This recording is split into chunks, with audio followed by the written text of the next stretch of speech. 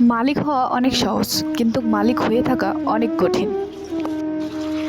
মালিক হয়ে থাকতে হলে শ্রমিকের মতো খাটতে হবে।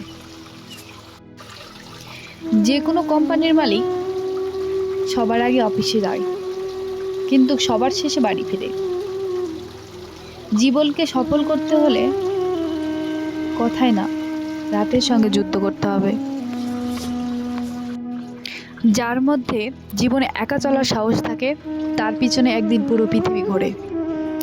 আমি সেই মানুষদের কখনোই ভুলব না, যারা আমার সামনে মিষ্টি মিষ্টি কথা বলে, পিছনে আমার সম্পর্কেই বাজে গীত গায়। সঠিক সময় কখনোই আসে না, নিজেকে তৈরি করে নিতে হয়। সেই মানুষগুলোর থেকে নিজেকে দূরে রাখার চেষ্টা করুন, যে মানুষগুলো আপনার নিন্দা করে। যেখানে সম্মান নাই, সেখানে সম্মান দাও, সম্মান দাও, সম্মান দাও বললে আপনাকে কেউ সম্মান দেবে না। বিষয়টা কেমন হাস্যকর না? সত্যিই তাই। আপনি যখন বুঝবেন সেই জায়গায় আপনার কোনো মূল্য নেই, তো সেখানে পড়ে থেকে বা সেখানকার রুলস মেনে চলা, এটা তো কোনো দরকার নাই।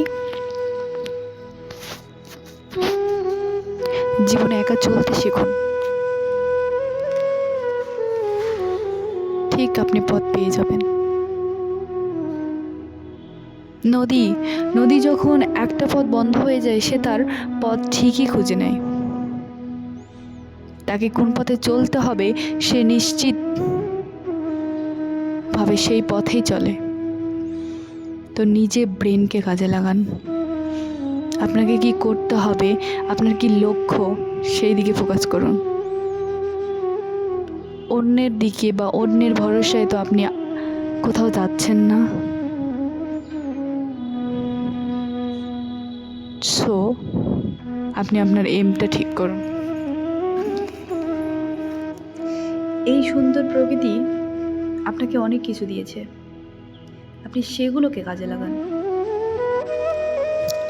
ছোট থেকে শিখে আসছি, উপকারের উপকার স্বীকার করতে হয়, বন্ধুত্বের মর্যাদা দিতে হয়, সবার সাথে ভালো ব্যবহার করতে হয়, অন্যায়কে মেনে নিলে চলে না, অন্যায়ের প্রতিবাদ করতে হয়।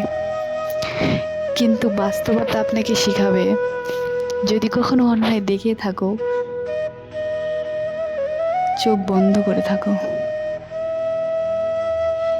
মুখ বন্ধ করে থাকো। যদি না করে থাকতে পারো, তাহলে অশান্তি তোমার।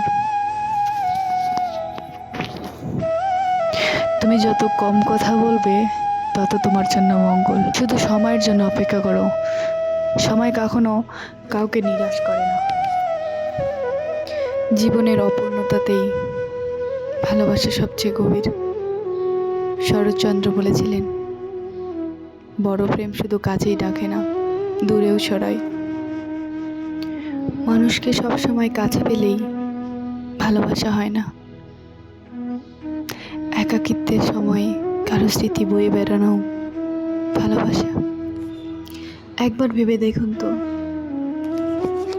আপনি কাকে নিয়ে ভাবছেন, কাদেরকে নিয়ে ভাবছেন? তারা কি আপনাকে নিয়ে ভাবে, আপনাকে বোঝে, বা আপনার কোনো বিপদে তারা কি আপনার পাশে আসে?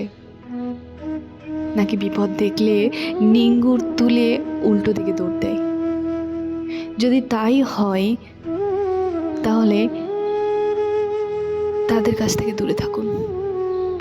আর যাই হোক, তারা আপনাকে বিপদে ফেলবে, কিন্তু উদ্ধার করবে না। তবে সেই মানুষটাকে কখনোই নিজের থেকে আলাদা হতে দিও না, যে মানুষটা প্রতিটি বিপদে তোমার সাথে ছিল। তার রাগ, তার অভিমান, সবটা জুড়ে তুমি ছিলে। হয় না এরকম স্বার্থপর।